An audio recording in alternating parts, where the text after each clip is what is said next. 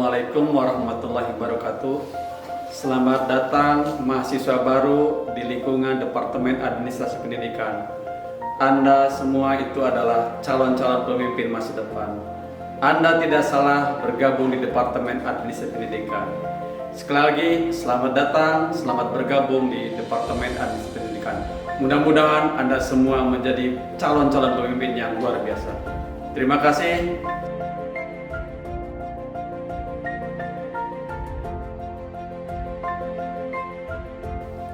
Departemen Administrasi Pendidikan didirikan sejak tahun 1964 dengan nama jurusan Administrasi dan Supervisi atau disingkat ADSUP. Kemudian pada tahun 1998 berubah menjadi jurusan Administrasi Pendidikan dan sekarang dikenal dengan sebutan Departemen Administrasi Pendidikan. Visinya adalah Departemen Administrasi Pendidikan menjadi pelopor unggul dalam pengembangan disiplin ilmu administrasi pendidikan yang kompetitif dan mendapat pengakuan pada tingkat nasional dan internasional. Sedangkan yang menjadi misinya, yang pertama, menyelenggarakan dan mengembangkan program pembelajaran yang terpadu untuk meningkatkan kualitas program Tridharma Perguruan Tinggi dalam bidang administrasi pendidikan. Yang kedua, membangun dan mengembangkan struktur disiplin ilmu dan profesi administrasi pendidikan yang relevan dengan tuntutan profesi dan kebutuhan pembangunan nasional. Yang ketiga, mengembangkan kolaborasi kelembagaan untuk mengokohkan eksistensi dan prospek kebermanaan Departemen Administrasi Pendidikan dalam pembangunan nasional.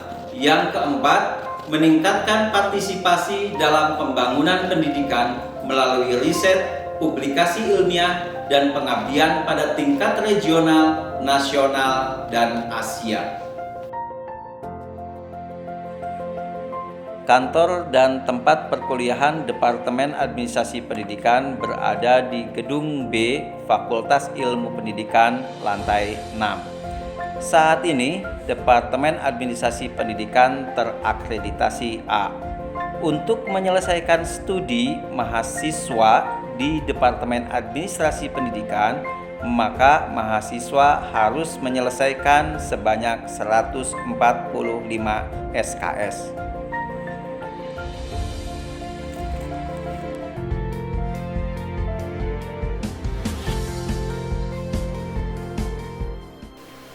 Kualitas layanan pembelajaran pada Departemen Administrasi Pendidikan alhamdulillah sampai saat ini sudah meningkat dengan baik. Hal ini ditandai dengan berbagai indikator, diantaranya suasana pembelajaran di dalam kelas dipersepsikan oleh peserta didik sangat menyenangkan. Dilihat dari aspek metode yang dipergunakan oleh dosen, media pembelajaran yang dipergunakan oleh dosen, dan pendekatan dalam penyampaian materi yang dilakukan oleh dosen.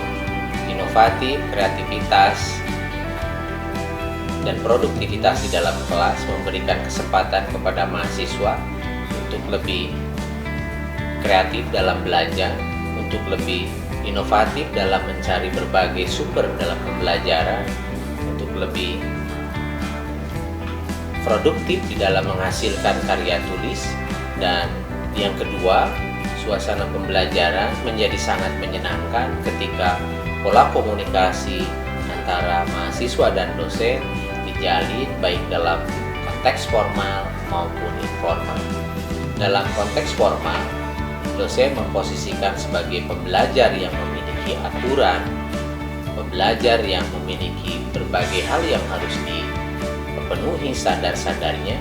Di sisi lain, dosen adalah manusia yang memiliki sisi humanisme yang tinggi, sehingga pola komunikasi dosen dengan mahasiswa sangat terbuka, yang memungkinkan mahasiswa bisa mengekspresikan setiap ide, setiap keinginan, setiap harapan, setiap hasil belajar yang melakukannya.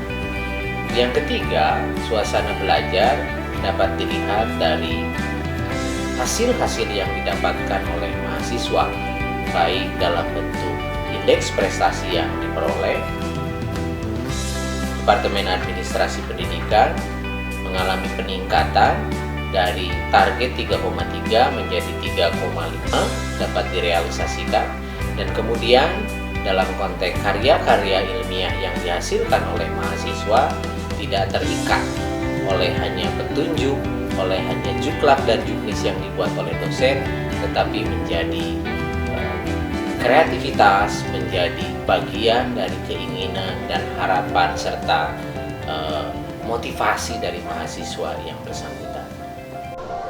Alhamdulillah, selama saya kuliah di jurusan Administrasi Pendidikan, banyak mata kuliah yang relevan dengan tugas yang diemban oleh saya untuk mengelola,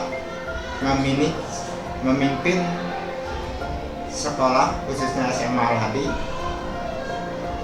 untuk lebih meningkatkan pada mutu pendidikan. Semua mata kuliah yang saya pelajari selama kuliah itu sangat relevan semua, tidak ada yang tidak relevan, dan yang paling